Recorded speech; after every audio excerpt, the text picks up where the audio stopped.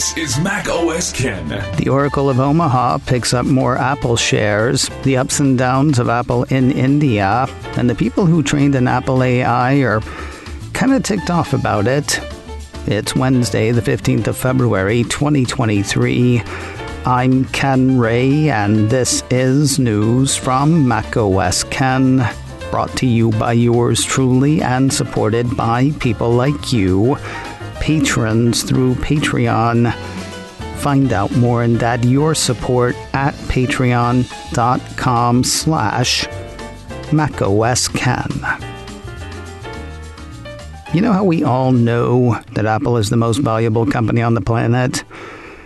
I don't know about you, but I don't think we really grok it. According to a piece from 9 to 5 Mac, Warren Buffett's Berkshire Hathaway increased its position in Apple last quarter, buying more than $3 billion worth of the company's shares. That brought Buffett's position in Apple to $137 billion, and that means Berkshire Hathaway controls 5.8% of Apple's outstanding shares. $137 billion worth is less than 6% of Apple's shares outstanding. I know it's a lot of money, but I don't think we really grok it. Despite liking Apple as much as he appears to, Buffett decreased his position on a big Apple supplier. According to 9 to 5 Mac, Berkshire Hathaway cut its TSMC investment by a vertigo-inducing 86%, dropping from 60 million shares down to 8.29 million shares. The firm's shares of TSMC are said by the piece to be worth just under $618 million, which sounds like a lot of money until you hear that $137 billion thing. Only 50% of iPhone casings made in India meet Apple's quality standards, reads a headline from Mac Rumors. 50% rejection rate for iPhone casings produced in India shows scale of Apple's challenge, according to a headline from 9 to 5 Mac. Apple's India production dream hindered by low yields and a lack of urgency, reads one from Apple Insider. Aside from a certain cynicism, what do they all have in common? They all spring from an article in Financial Times under the headline, Apple's manufacturing shift in India hits stumbling blocks. As is so often the case, the news here is not the news, but the negativity. Not that the Financial Times piece was overly negative. Neither was the headline, really. I mean, hit stumbling blocks is certainly not as bad as hits a wall, let's say. The problem with the headlines focusing on the 50% rejection rate, well, there are actually a couple. First, it is decidedly negative, despite the source material not being decidedly negative. Props, by the way, to Apple MOSK, which went with the headline, Apple in India, Culture Shock and a Steep Learning Curve. The other problem with the 50% rejection rate headlines, the Financial Times cites one unnamed source in sharing it. Here is the quote. At a casings factory in Hosur, run by Indian conglomerate Tata, one of Apple's suppliers, just about 1 out of every 2 components coming off the production line is in good enough shape to eventually be sent to Foxconn, Apple's assembly partner for building iPhones, according to a person familiar with the matter. Just about 1 out of every 2, it says, according to a person familiar with the matter. And there's your headline. Again, props to Apple MOSK. It's not that everything is roses and rainbows. Pulling a few less than stellar points from the Financial Times article, a former Apple engineer briefed on the matter says there just isn't a sense of urgency. The person involved in Apple operations said the process of expanding to India is slow, in part because of logistics, tariffs, and infrastructure. Then there was Mark Zetter, president of Venture Outsource, who indicates that contract manufacturers in India overpromise and underdeliver. Anyway, that was his finding 5 years ago when he ran research for the Indian think tank Gateway House. In the same report, Ju Wong, a consultant at Bain, says it's still early days for Apple's manufacturing expansion in India. Comparing the process to what's going on in China, The consultant said everybody acknowledges there will be different efficiency, but it is happening. And that tips us to the positive side. Bain estimates that manufacturing exports from India could more than double from $418 billion in 2022 to more than $1 trillion in 2028. Silicon Valley big thinker Vivek Wadhwa says India's central government is encouraging businesses to take advantage of Apple's need to diversify from China. He says that has provincial governments bending over backwards to bring industry in. According to Wadhwa, Apple is now getting its feet on the ground, learning what does and doesn't work. Give it 3 years and you'll see it scaling up. And Indian conglomerate Tata wants to be a bigger player in Apple manufacturing. That includes trying to buy a formerly troubled iPhone plant from Wistron rather than forging a 50-50 partnership with the Taiwanese company. Then there are stories that we have covered here before, also highlighted in the Financial Times report. They include India's government giving a green light to Apple's Chinese component suppliers to begin operation in India, and Apple CEO Tim Cook saying on the Cupertino company's most recent earnings call that the Indian market is hugely exciting, that it is a major focus of the company, that Apple plans a retail push of its own in the country soon, and that he is very bullish on India.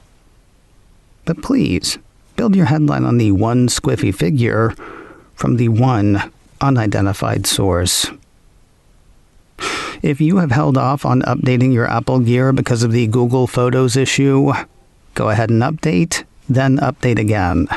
I told you yesterday of Apple releasing iOS 16.3.1, iPadOS 16.3.1, and macOS 13.2.1, among others. Those three were particularly important because those three plugged a security vulnerability that was reportedly being actively exploited by bad guys. That should be reason enough to update, though the updates came with a bit of bad news for iPhone and iPad. They broke the apps for Google Photos. A piece from Mac Rumors had people on social media and other news sites saying that the Google Photos app was crashing as soon as they tried to open it once the iOS and iPadOS updates were installed. The question Monday was whether it was a thing Google could fix on the back end or something that would require an update. That question has been answered. According to a piece from iDownload blog, Google on Tuesday released an emergency Google's Photo update that resolves the constant crashing. The update is now live on the App Store, so anyone on iOS 16.3.1 who downloads the app new won't ever see the crashing. So go ahead and update, then update again. You know those audiobooks narrated by AI that Apple's offering through Apple Books? Yeah, they may have gotten the company in a bit of hot water. According to a piece from Apple Insider, customers of Spotify's audiobook narration firm say that they were not adequately informed of a contract clause that they agreed to that ultimately allowed Apple to use their voices in its AI training. Wait, what? You say customers an audiobook, and I assume you mean the people buying the audiobooks. This gets a tiny bit confusing, but stick with. There is a company called Findaway that Apple Insider describes as effectively a self-publishing audio company owned by Spotify, where authors pay to have audiobooks produced. The piece cites a Wired article that says voiceover artists and authors working with Findaway have complained about Apple using them to train their own AI replacements. Apparently, Apple signed a deal with Findaway that allowed Apple to use titles published by Findaway to train Apple's AI narrators. While the human narrators employed by Findaway apparently signed away those rights, they say they were not adequately informed of a contract clause that opened the door to the AI training. How not adequately informed? So not adequately informed that Apple Insider says it's not even clear when that clause was added. Not surprisingly, this has led to union trouble, specifically the audiobook division of SAG-AFTRA. The union says it is still working with Findaway toward a solution that recognizes the union's concerns. For now, at least, the unintended training has come to a halt. Findaway and Apple have reportedly agreed to immediately cease all use of files for machine learning purposes for union members, according to the piece. So who's looking out for the non-union readers? Well, theoretically, Findaway, if the readers are looking out for themselves. Regardless of whether an author or actor is part of the union, Apple Insider says their contract with Findaway reportedly includes the option to revoke the option, allowing Apple's use of their work. Continuing its trend of small batch curated content, Apple TV Plus has added a few rom-coms to its lineup. Cult of Max says the Cupertino streamer is marking the Valentine season with such lighthearted love stories as Pretty Woman, Never Been Kissed, There's Something About Mary, Sweet Home Alabama, The Proposal, and The 5-Year Engagement. The films are not free for everyone, though they are available at no additional cost to Apple TV Plus subscribers. Unlike Apple's own content, they won't be around forever. Some of the films leave at the end of this month, with the rest going away on the 15th of March. And finally today, the moment that you have been waiting for / dreading is upon us. Apple TV Plus says the third and more than likely final season of Ted Lasso is coming soon. Like, really soon. Got a start date and everything. It's that likely final season part that fills one with dread. One doesn't want it to go on too long. At the same time, you don't want to see it end. We're Richmond till we die. 12 episodes for Season 3. The first lands on Wednesday, the 15th of March, for some reason. Episodes will follow one per week on successive Wednesdays, with the season finale hitting on Wednesday, the 31st of May. You can, of course, stream Seasons 1 and 2 now on Apple TV+. Today on the Mac Observer's Daily Observations podcast, TMO writer Nick DeCorville joins me to talk over Apple using real readers to train artificial ones, plus an update on the Google Photos breakage and some security advice for Apple Card holders.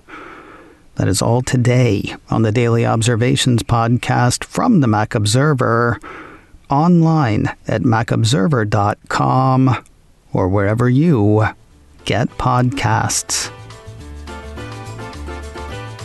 macOS Ken, brought to you by me and supported by people like you, patrons through Patreon.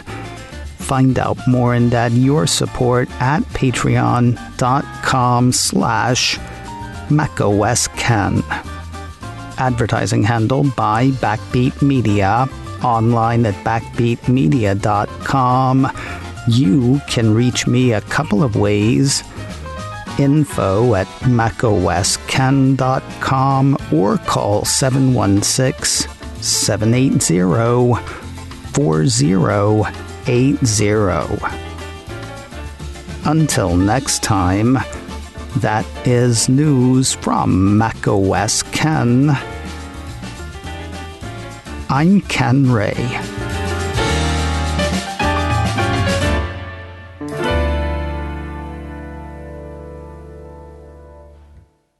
Ciao.